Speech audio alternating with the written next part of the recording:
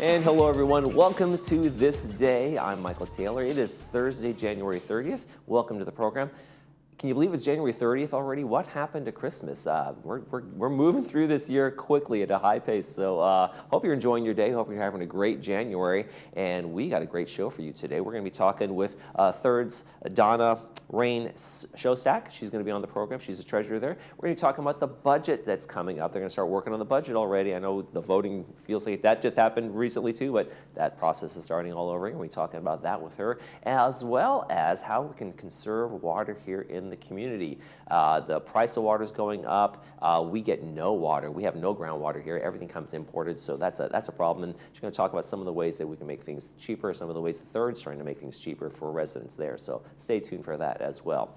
Hey, we want to keep you informed. We got something for everybody, not just Third, but everybody here in the community. It is a dog licensing and vaccination day. That is coming up. Make sure your best friend gets a paw up on 2025 with dog licensing and vaccination day. It's going to be Thursday, February 6th. That's coming up next week, a week from today, 10 a.m. to 1:30 over at Clubhouse One's main lounge. So vaccination services start at 10, and there are going to be vet services there. Rabies vaccine is $15, and if you want to get more about that services, you can call that 800 number there, find out what the costs might be for pricing and other stuff for information. And dog licensing services on that day is going to start at 11 a.m., and you can call the City of Laguna Woods at the number on your screen there, 949-639-0500 for pricing and information about that. And the event is sponsored, of course, by Laguna Woods Dog Club, and there's their information right there on the screen. So lots of phone numbers to call if you have any questions about vaccination day and licensing day. But make sure if you're going to do that, it's a great service. Get out here, happen right here in the community instead of having to go out and do all those things. All the services brought to you, so enjoy that. Let's take a check on our weather. The dog days of summer are long gone, that's for sure. We are in the midst of winter. Another really cold day, I would say, today. And then we get some warmer, winterish, more temperatures we're used to for this time of year in the 60s, 65, 68 on Sunday. That'll be our high, and then we get a little warmer. We're going to have a mix of clouds and partly clouds, for the rest of the week as well, kind of like we've been seeing. Our sunniest day is going to be on Saturday, so get out there and enjoy that. Let's take a look at our sunrise and sunset. Beautiful picture here from Jules Anderson. Thank you very much for sending this one in. Over at the park over there in Laguna Beach, look at those flowers in bloom. Beautiful palm trees. Got a little bit of everything in this shot. A little sunset going on. Sunrise this morning was 6:48. Sunset tonight is going to be 5:20. Hey, if you'd like to send us a picture, we'd love to see it, just like Jules sent us. Email us, Laguna Woods Village TV@gmail.com. Make sure you include your name, where you took the picture, and we will use it in our sunrise sunset segment. Okay, meetings today, we got one to tell you about, and then when we come back, we'll be talking to the treasurer for Third, Donna Rain Showstack. Stay with us.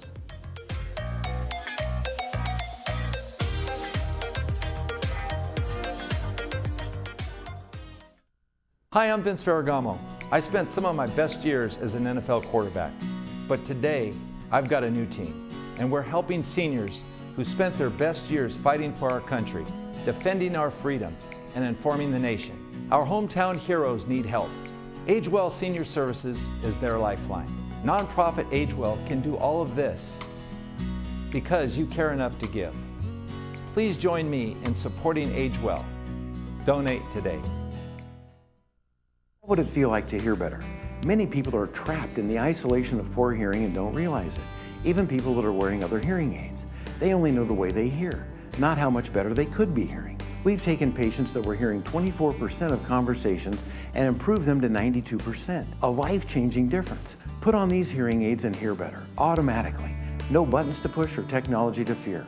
Artificial intelligence and these products do all the work. Don't settle for less. And remember, tell them Stuart sent you. I heard that ugly 6-letter word, cancer, and I immediately felt lost. Our team of women's cancer specialists helped thousands of women like Naomi navigate and beat cancer. I didn't want to be treated like a cancer patient, but like a human. Our advanced imaging, targeted radiation, and minimally invasive surgeries offer positive outcomes that are beating national cancer survival rates. I reclaimed the most beautiful 4-letter word, life, because I had City of Hope on my side. Hi, my name is Dr. Faramant. Brilliant Smile has been the premier dental office of Laguna Woods Village for over 30 years now. We take the extra time to understand our patients' unique needs. We truly care about your happiness and dental wellness. We always provide the absolute highest quality of dental work at very affordable prices in a very relaxing environment. Stop by or give us a call and experience the Brilliant Smile difference. We are conveniently located close to Gate 6.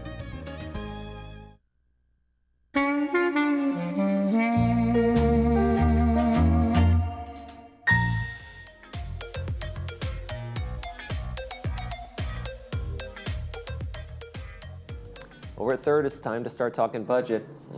That's not the great way to start off the day, but they're going to have to do that, and it's coming up, and it's a big deal. I want to welcome Donna Rain-Shostak, Treasurer for 3rd, to the program. Thanks for joining us. Glad to be here. It's the biggest thing you guys do, and it's probably the most miserable process, I guess, or the most cumbersome and taxing, so to speak, It is, and that's what I really wanted to share with everybody today. It's January. It's the beginning of the year. We've just started paying the monthly assessment for the 2025 budget, and I kind of want to sort of walk our folks through the process that we do, because it's sort of this mystery, and work is going on all the time, always with the goal of maintaining our wonderful community at the lowest possible price for everybody. So I just thought it might be kind of fun for everybody to see how that works. Absolutely. Now, in terms of the budget year, do you guys do a fiscal, or do you do it? Does it start in July 1st? Or, okay. No, it's January 1 to December 31 in terms of the budget year. Right. But the 2026 budget process is already underway, even though we're only in January of 25. Right. So I just thought I'd kind of walk through that and let people see what's really going on behind the scenes, so that next January they'll know how we got there. So it starts with some committee meetings, basically, right? Workshops, board committees, and those kinds of things? Yes, and the work, it starts really with the department heads from VMS, those folks who are involved in actually doing the work to maintain the community.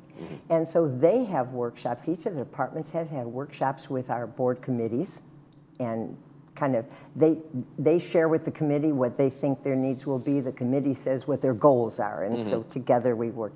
And that's January. That's going on right now. That's going January, on right February. April, March, they kind of put things together. And by April, the department heads themselves, that's on the VMS side, develop a preliminary operating budget. Okay. By May and June, those are reviewed and presented to the boards, and that happens throughout the community, actually, not just 3rd, as version 1. By July, and we give feedback. Sure. The boards hear it, we look at it, and that's done as an open meeting, so everybody can come and hear where we are. We provide input, and by July, version 2 is presented to the board again. Look at it, work it, massage it a little bit, and by August, version 3 is presented, and again, at an open board meeting right here on TV6, as well as on YouTube, for those who missed the meeting live.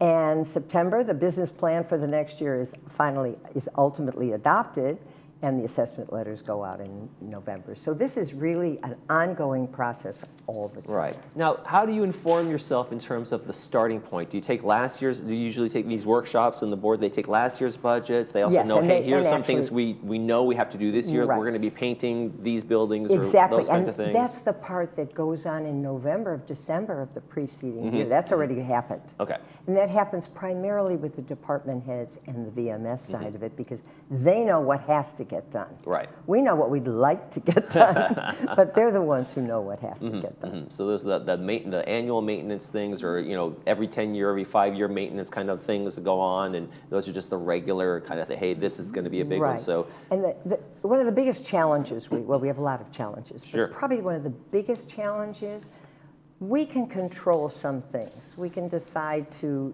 do things more quickly or more slowly. We can get one type of product versus another. But there are a lot of things we can't control, and it's really important that our members know that as well. Right. Because our hands are tied, and there's nothing we can do about it. Right. And so that would be, inflation is one, of course. Which we've been living with for a while. Right.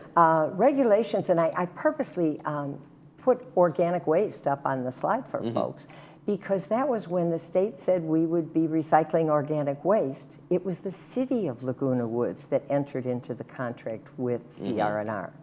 So we had nothing to, we were handed a contract. This is what it is, and this is what you will do.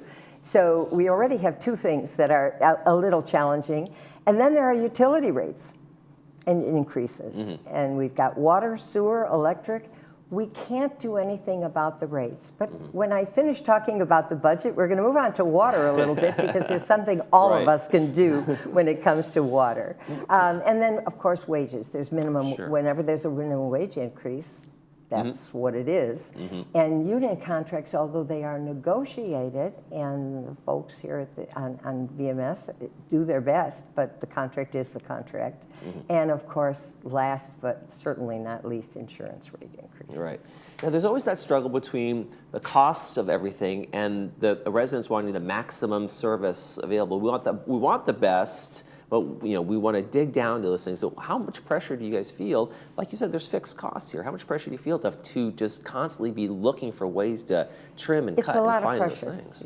It is. Let's say it's challenging. Yeah, because people here are on fixed incomes. Obviously, it's a retirement community, so this isn't something that I got a raise last year. I can afford this kind of stuff. Exactly, and the other thing is we are advertised as and are considered the premier retirement community.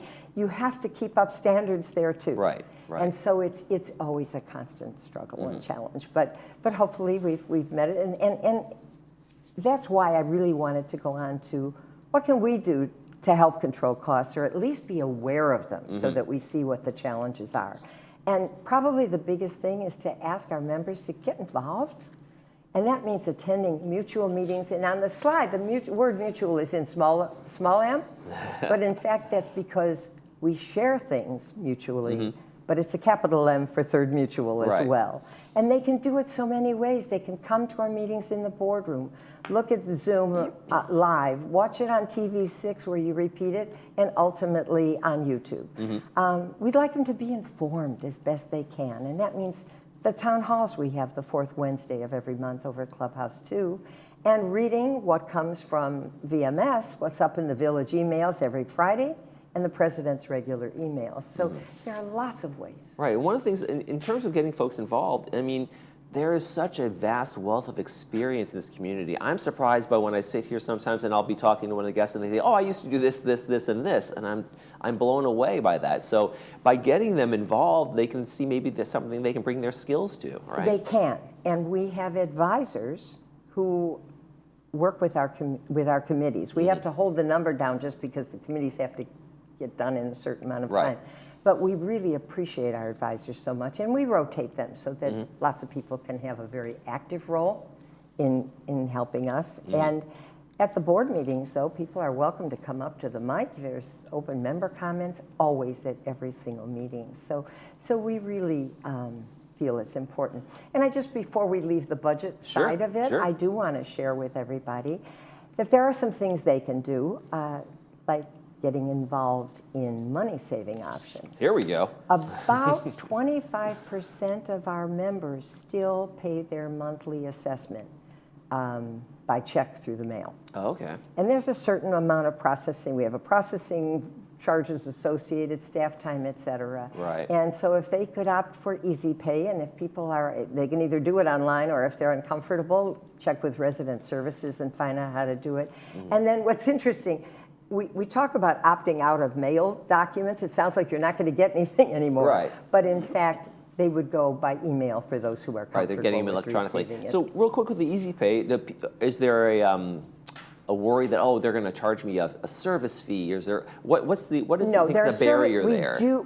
There is no barrier. Okay. The barrier has really been because it's electronic, and some folks are uncomfortable with that. Okay. Although it's more and more and more people are doing that.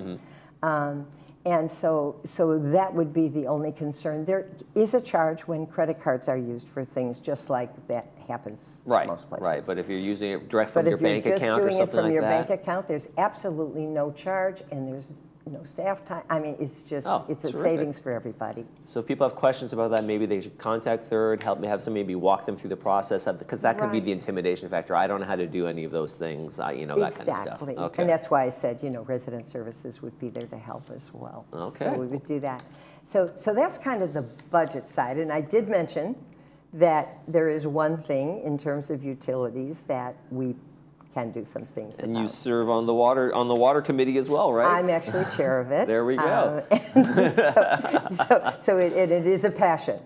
And it sort of needs to be here in this part of Southern California, because it's actually, water conservation is more important than ever. So I am chair of the Third Mutual Water Conservation Committee.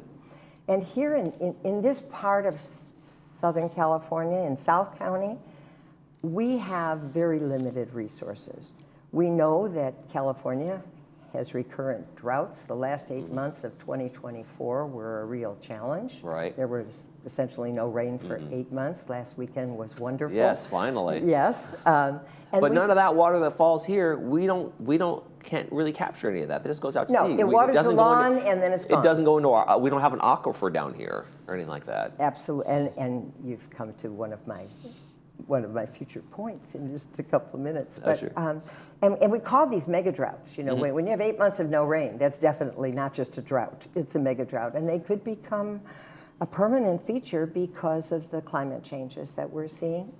And here in Laguna Woods, and I've put ETWD, El Toro Water District, in parentheses, because that is our water department. It's where we get our water from, and they get it from Metropolitan Water District. We are totally dependent upon Northern California rainfall and the Colorado River. That's it. That's what we have.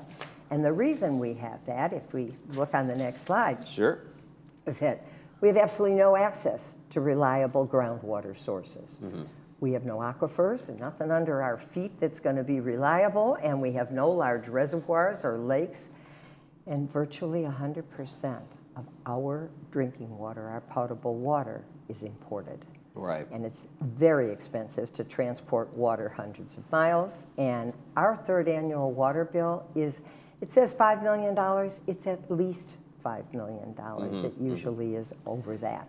So here's the thing, when you're in a situation where you have no other, I mean, like, hey, I want to change brands of toothpaste, I have options, I want to look for something cheaper. There's not a lot of choice when you're the buyer and there's only a single seller in that market. So what can be done in the community here to save That's what we can money? do. And that's why I saved the best for last, for a couple of reasons. You'll find out the second reason in a moment. But there is something we can do. Changing toothpaste isn't going to help. It's probably not going to help. but that annual bill of at least $5 million for Third Mutual alone is really dependent in good part on us. And so what can we do? Well, we've got two parts to our water bill. We've got landscape and we've got residential water. In Third Mutual, landscape water is separated from residential water. That is not the case throughout the village. But in Third Mutual, with the exception of gates 11 and 14, because of their geographic locations and other geographically related things like the big hill up to gate 14. Right. Because of that, they don't have it, but everywhere else, our landscape water is recycled water, which is wonderful. It certainly saves water and actually money as well. Yeah, the cost for processing into the potable water, right? Right, and that's, thank goodness for our great relationship with El Toro Water District that we have that. There's also a fairly new sprinkling system, just really fully went into operation last year, that was from GRF. That was something they did and provided. That's one of the wonderful things about having that umbrella over us for facilities. And that system is so efficient. It used to be, you know, if it started raining and the landscape people weren't here, they'd have to drive over and find the spot that needed it, or if one sprinkler head was leaking and shooting water up, they would have to drive over and shut it off, and a lot of water got wasted in the process.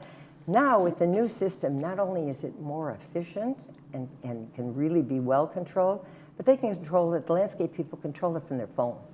So wherever they are, they know it's raining, or they get a call that a sprinkler head is, they just shut it off immediately. So that's obviously transferred to a savings and an efficiency for us.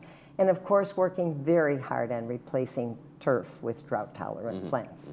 And you'll be hearing more about that all year. But on the residential side, that's where all of us, where the folks who live here and work here, get to play a role. And I think it's really important that we all be aware of how much water we're using. You know, it's so easy to turn on the kitchen faucet and turn away to get something, and the faucet's still running while you do that. Right. Turn it off. Shorter showers, I was amazed to learn that it could save as much as 2.5 gallons per person per minute. Really? Per minute in a shower, depending on the shower head you have. Right, So right. obviously water-saving shower heads are important. Yeah, those are important too. Yeah, but you think about that, 2.5 gallons a minute saved, and not only is that water saved, but obviously, getting back to the budget, Yeah. it's money saved. That as meter's not well. running. It is not. So we have that. Car washing is not permitted in Third. Okay. Because, you know, standing there with that hose just used to be Sunday afternoon. That was Sure. what we always did. Yeah, putting on the driveway and No.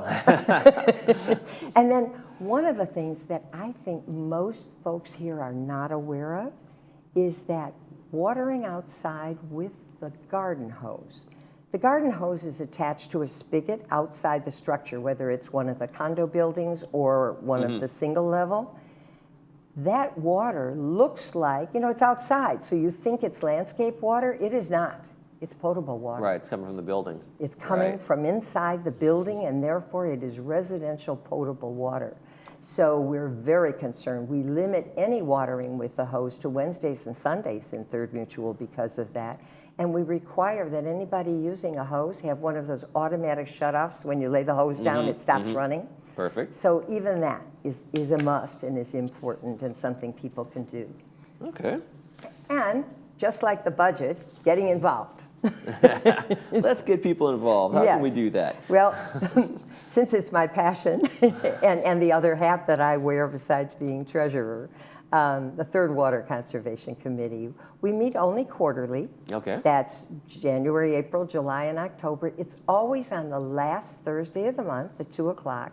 And for those watching it live, today does happen to be the last Thursday of the month. Here we are. And at 2 o'clock this afternoon, not only are we having our meeting, but we have a very special guest. The general manager of El Toro Water District, Dennis Cafferty, is going to be coming and talking to us about something that I think's on everybody's mind right now. In light of the fires in LA, everybody's worried about what happens to the water in an emergency. Right. So he's going to be sharing that with the committee today. Because we are so pleased to have him, that 2 o'clock meeting today is going to be held in the boardroom rather than in a smaller room. Okay, good for folks to know. Yes, and so anybody who can come out, and if not, I know that he will be willing. He has offered many times to come back either to TV6 or to one of our meetings or even to a board meeting of any one of the mutuals or GRF here in the community. So there are lots of ways. Yes, there are things we can't do anything about, but there are some things that all of us working together can make a difference. Getting involved is one of those key things that people can do. Speaking of getting involved, what got you started so many years ago in saying I'm gonna take my retirement and go to work? I think I've just always been oriented towards serving. My career when I was working was as a healthcare professional. I was one of the first nurse practitioners way back when, probably before you were born. Maybe. But so service and working with people and doing what I could to help has always been important. And then the last position I had in my career after I gave up my practice was I was in nursing education, and I was Dean of Health Sciences over at Saddleback College, which again was service. Right. And so when I retired and was all dressed up with no place to go, I said, can I possibly help the community? And it's been a pleasure, and hopefully I am being a help. Do you find that you're learning things still, like when you get into these, you dive into these budgets, you're doing all this water stuff, is it kind of an exploration and education for yourself? It is. It is very much so. It's not just that, you know, it's the education of how does it work, which we started with today, is how does the budget process work. So learning how things work. But because I'm there and can see what happens, like water, you know, our water bill is part of our monthly maintenance, our monthly assessment fee. It's paid for in that bill. We don't see it. And if you don't see it, it isn't necessarily real. Right. And it's not top of mind. in preparation for today's meeting, which is my first meeting as chair, returning to this role from having been on GRF for a while, and so coming back. My first meeting, I looked, and slowly, we haven't had a meeting of the Water Conservation Committee since last April, and all year long, very gradually and slowly, the water bill for residential water has been creeping up. Okay. And so I think that's called out of sight, out of mind. Right. Well, we're going to get it top of mind for folks. I want to thank you so much from Third United, Third Mutual rather. However, I have to tell you that United is always invited to any of our meetings. It's a group event. As is GRF, because we are all one community. Well, thank you so much, Donna, for joining us today. You're watching This Day, folks. We'll be right back with more announcements. Stay with us.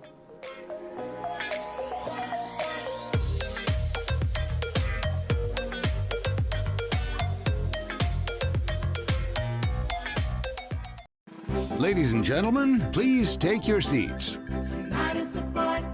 Something is happening tonight at the Barclay. The Barclay in Irvine. Live entertainment, you don't want to miss it. Tonight at the Barclay. Cue the lights, take your seat, and it's right down the street at the Barclay.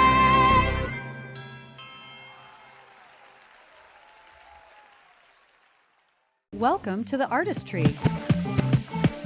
For some of you, it may be time to replace your dated windows and doors. I'm a resident of Laguna Woods and have served the community for 10 years. As a women-owned business, you can trust Window Jazz to provide seamless service from the moment we meet to the completion of the job.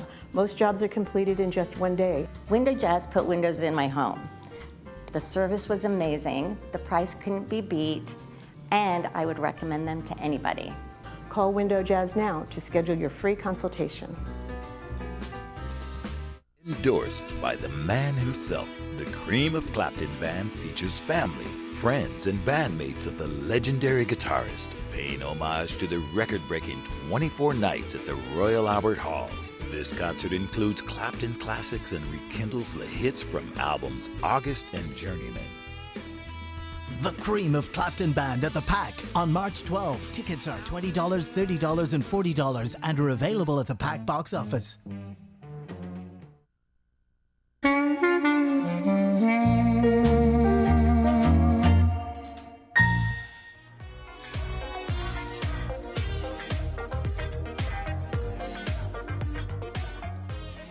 And welcome back. Let's talk movies. We got some good ones for you for Friday and Saturday. We're going to start off with the prize winner of Defiance, Ohio. It stars Julianne Moore. It's brought to us by Pacific Financial Planners. It's going to be on 2 p.m. with the subtitles and 6 p.m. without the subtitles. It's actually based on a true story. 1950s Ohio mother. She enters a jingle contest to support her family and actually... Well, I'm not going to spoil it for you, but it's a great story, so make sure you watch that one on Friday. And then on Saturday, we have a classic World War II movie, The Dirty Dozen with Lee Marvin, brought to us by RadNet. It's going to be on at 2 p.m. with subtitles and 6 p.m. without the subtitles. A great story about this dirty dozen of these convicted murderers. They go in the back of the enemy lines to go attack German generals before D-Day invasion. It's a good one. Make sure you watch that one on Saturday, 2 p.m. and 6 p.m.